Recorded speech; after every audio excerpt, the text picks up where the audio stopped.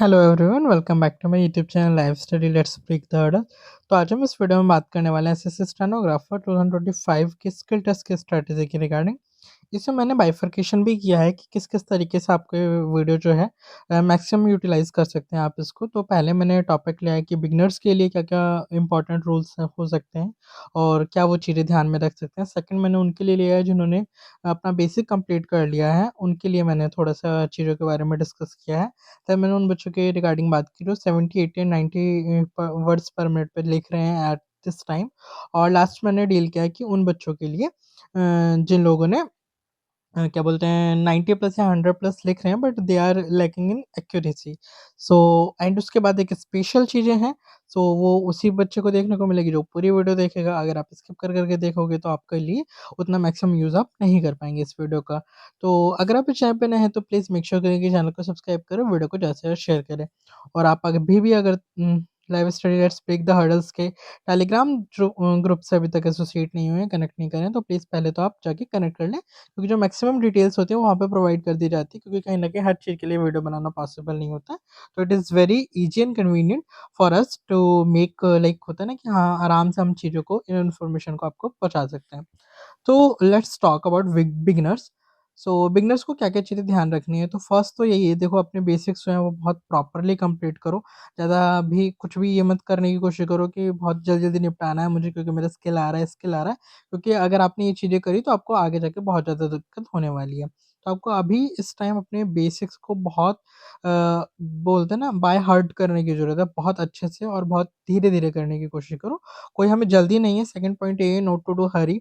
सो बहुत जल्दी-जल्दी करने की कोशिश मत करना, क्योंकि अगर आप जल्दी-जल्दी कोशिश करोगे करने की, तो उतनी चीज़ें आपको याद नहीं हो पाएँगी, उतने अच्छे से आप जो स्टेनो को है वो डील नहीं कर पाएँगे। Then be patient. यही है, देखो मैंने बिगिनर्स के लिए ये लाइन ज़्यादा ऐड ऑन इसलिए की है, क्योंकि अब आपके ऊपर वो प्रेशर होगा कि मुझे स्किल निकालना है, स्किल निकालना है, स्किल निकालना है। बट उस प्रेशर का यूज़ आप इस तरीके से मत यूज़ करो कि हाँ, मुझे स्किल निकालना है तो मैं जल्दी-जल्दी सीखूँगा। Try to use your maximum strength, कि जो भी मैं कर रहा हूँ मैं उसे बहुत अच्छे से करूँ जिसमें उसका रिज़ल्ट जो होता है ना वो बहुत अच्छा मिले। जल्दी-जल्दी मत करो बट उसे बहुत अच्छे से करो, ठीक है? सो वो चीज़ें हैं। और always remember slow and study wins the race, क्योंकि तुम्हें पता है कि धीरे-धीरे चलोगे तो आप बहुत अच्छा मुकाम हासिल करोगे, इसलिए ज़्यादा जल्दी करने की ज़रूरत नहीं है। और सीखते वक़्त थोड़ा-सा पेशेंस रखें अपने अंदर और एक बिलीव भी रखें कि हाँ, हम कर लेंगे, इतना जल्दी-जल्दी करोगे तो ज़्यादा चांसेस हैं कि आपकी चीज़ें खराब होंगी, ठीक है? तो ये सारी चीज़ें आपको ध्यान रखनी है फॉर बिगिनर्स। सेकंडली हम बात करते हैं for students who have completed there basic, जिन्होंने अपना बेसिक कंप्लीट कर लिया, उनको क्या करने की ज़रूरत है? तो वही है, try to mug up maximum, ज़्यादा से ज़्यादा रटने की कोशिश करना। न्यू मैगज़ीन्स में जब आप न्यू वर्ड्स देखते हैं या कोई ऐसा वर्ड या कोई फ्रेज़ देखते हैं, जो आपको लगता है कि आगे बहुत ज़्यादा यूज़ होने वाला है, तो उसको ट्राई करो कि रट डालो। एक बात मैं हमेशा बताता हूँ कि जो स्टेनो है, वो पूरा गेम जो है वो मसल मेमोरी का है। आपकी मसल्स मेमोरी में सारी पावर जो है और जितना भी वोकैब्युलरी होता है, वो स्टोर होता है, तो ज़्यादा से ज़्यादा रटने की कोशिश करो। लोग बोलते हैं कि steno is all about like practice, practice, practice, but इसमें रटने का भी खेल उतना ही इम्पोर्टेंट है। तो उस चीज़ को करना है आपको। Then try to build your vocabulary more and more. तो मैं हमेशा बोलता हूँ जब आप शुरू करते हैं अपनी मैगज़ीन तो वोकैब्युलरी को बढ़ाना शुरू करो, क्योंकि आप वोकैब्युलरी के मैं वोकैब्युलरी ये बात नहीं कर रहा कि आपको ज़्यादा वर्ड्स के मीनिंग पता होने चाहिए, एंटोसाइनो पता होना चाहिए। I am not talking about that thing. I am talking about the vocabulary of stenography. जैसे मिस्टर डिप्टी चेयरमैन वर्ड हो गया, एज़ सून एज़ पॉसिबल हो गया। So these are phrases, but I am just telling you कि ऐसे जो words होते हैं जो मैक्सिमम टाइम यूज़ होते हैं, उन चीज़ों को आपको क्या करना है, उन वोकैब्युलरी को आपको स्ट्रॉन्ग करना है कि आप बहुत ईज़िली बना लें। तो वो चीज़ ट्राई करनी है। कभी भी याद रखना, कोई ऐसा वर्ड जो बार-बार मैक्सिमम टाइम यूज़ हो रहा था, try to make it very easy. क्या होता है कि हम कोई भी वर्ड देखते हैं तो उस चीज़ को ट्राई करो कि मैं जल्दी-जल्दी बना सकूँ। वर्ड भले ही टफ हो बट अगर वो डेली आ रहा है डिक्टेशन में, मैक्सिमम टाइम आ रहा है, तो कहीं न कहीं आपको उस वर्ड की मैक्सिमम टाइम प्रैक्टिस करनी है कि जिससे कि आप उस वर्ड को बहुत अच्छे से बना पाएँ। Then the third point is that कि try to practise more to get a perfect outline. ठीक है? तो मैं हमेशा बोलता हूँ कि बहुत ज़्यादा ये भी नहीं करना कि जल्दी-जल्दी ट्राई किया, जल्दी-जल्दी बना रहे हैं और आउटलाइन्स कैसी-तैसी कर दी, वो आपको ही समझ नहीं आ रही है बाद में। तो अपनी जो आउटलाइन्स है वो जो मैक्सिमम कोशिश करना है कि क्लियर हो, नीट एंड क्लियर हो जिससे कि एटलीस्ट आपको तो वो समझ में आए, किसी और को समझ में आए या ना आए।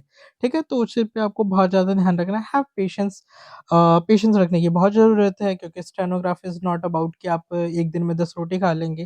वो वाला गेम है ही नहीं, इसमें टाइम लगता है और उस टाइम का आपको टाइम देना ही पड़ेगा। There is no in and out.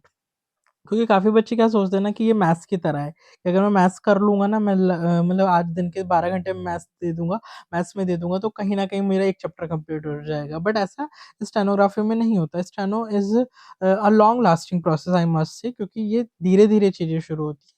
क्योंकि इट इज़ अ लैंग्वेज, तुम्हें भी समझनी पड़ेगी ये बात। ये कोई वो नहीं है, कोई सब्जेक्ट नहीं है, इट इज़ अ लैंग्वेज। तो उस चीज़ में कहीं न कहीं आपको पेशेंस रखना पड़ेगा। अगर आप पेशेंस लूज़ करोगे तो आप फ्रस्ट्रेट बहुत जल्दी होगे, बहुत जल्दी गिव अप मोड पे आ जाओगे कि हाँ, मुझसे नहीं हो पाएगा, मुझसे नहीं हो पाएगा। Then you will lose your कहीं न कहीं अपॉर्च्युनिटी। सो मेरा कहना ये है कि हैव पेशेंस और बिलीव रखो कि अगर आप मेहनत कर रहे हो, अच्छे से कर रहे हो, आपने सफिशिएंट टाइम दिया है और आपने बोलते हैं ना अपने दिल से 100% दिया है, तो फॉर श्योर आपका सिलेक्शन भी होगा और आपका स्किल टेस्ट भी क्वालीफाई होगा। ठीक है? अब बात करते हैं for those who are writing at 70 words per minute या 80 वर्ड्स पर मिनट या 90 वर्ड पर मिनट।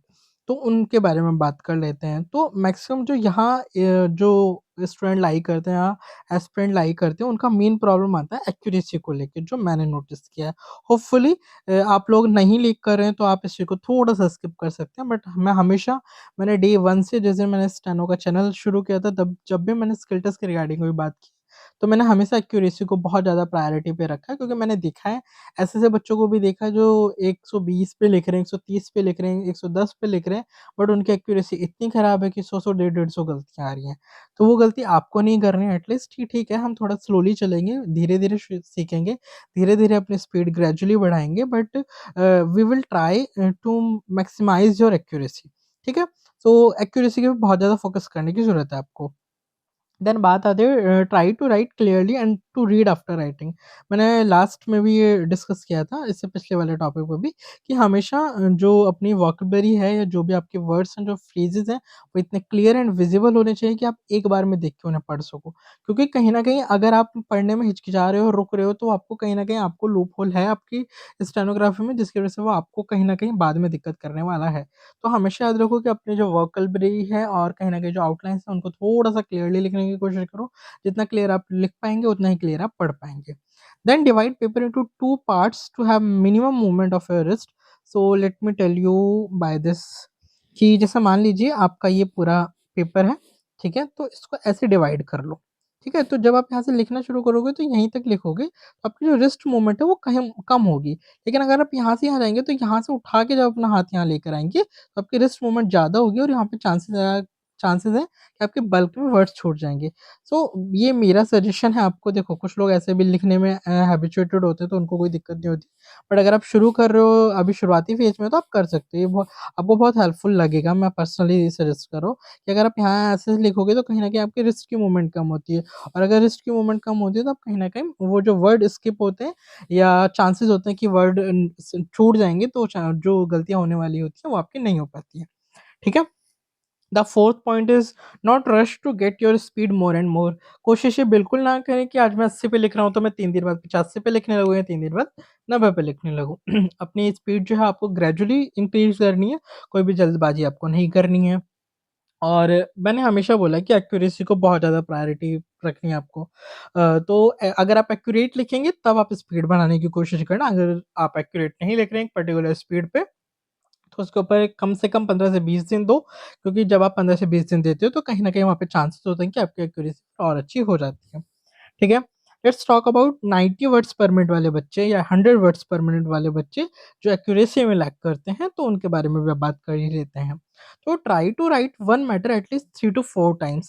देखो, मैं पर्सनली बताऊँ तो भाई मैं तो 10 बार लिखता था एक मैटर को, 8 से 10 बार तो लिखता ही लिखता था। मैं दिन के 3 ही मैटर करता था, क्योंकि 30 मैटर लिखने के बाद हमारे हाथ सोर हो जाते, कहीं न कहीं तो हमारा हाथ टायर्ड हो जाता है।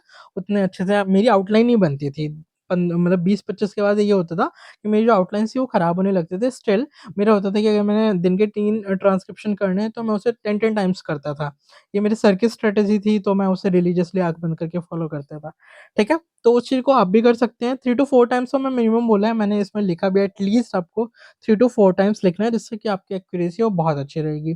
Then give special importance to those words which you don't write properly. देखो ऐसे बहुत सारे वर्ड होते हैं जो रेगुलरली आते रहते हैं, बट आप लिखते वक़्त ना उसे या तो आधा बनाते हैं या आधा बना के छोड़ देते हैं, क्योंकि आपको लगता है कि मुझे याद रह जाएगा।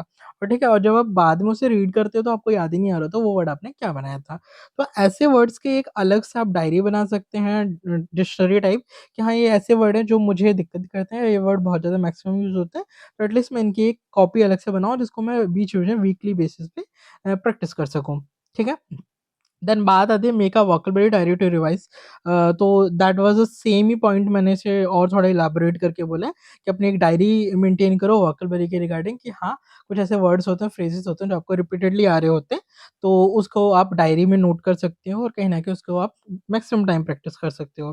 देन जॉइनिंग का भी आपको कोशिश करनी है, जब आप 90 वर्ड्स पर मिनट पे लिख रहे हैं तो कहीं ना कहीं आप कोशिश करो कि आप ज्वाइन करना शुरू करो वर्ड्स को, या फ्रेजेस लिखना ज़्यादा से ज़्यादा शुरू करो, क्योंकि जब आप जॉइनिंग करते हो और फ्रेजेस लिखते हो तो जब जॉइनिंग होती है तो हमेशा याद रखना, जॉइनिंग इतनी अच्छी होती है कि आपको बल्क में वर्ड याद होते हैं, बल्क में वर्ड्स याद रह जाते हैं। तो जब बल्क में वर्ड याद रहते हैं तो एक्यूरेसी कहीं न कहीं इम्प्रूव होती है। तो ये चीज़ है कि अगर आप फ्रेजेस ज़्यादा यूज़ करोगे तो आपकी एक्यूरेसी के हाई चांसेस है कि आप एक्यूरेट लिख पाएँगे मैटर को। ठीक है? सो दैट्स ऑल जो मुझे आप लोगों को बताना था स्किल टेस्ट के रिगार्डिंग। और अब मेरे उस लवली ऑडियंस के लिए जिन्होंने इस वीडियो को यहाँ तक देखा, सो थैंक्स कि आपके अंदर इतना पेशेंस है, आप करना चाहते हैं मेहनत, मुझसे ये पता चलता है कि हाँ, आप बहुत ज़्यादा सीरियस हैं अपने स्किल टेस्ट को लेके। So give a rounds of applause अपने लिए, खुद के लिए। ठीक है? तो जहाँ भी बैठे हो आप एक बार अपने लिए क्लैप कीजिएगा। अगर आप लाइब्रेरी में हो तो बिल्कुल मत करना, बाद में कर लेना, ठीक है?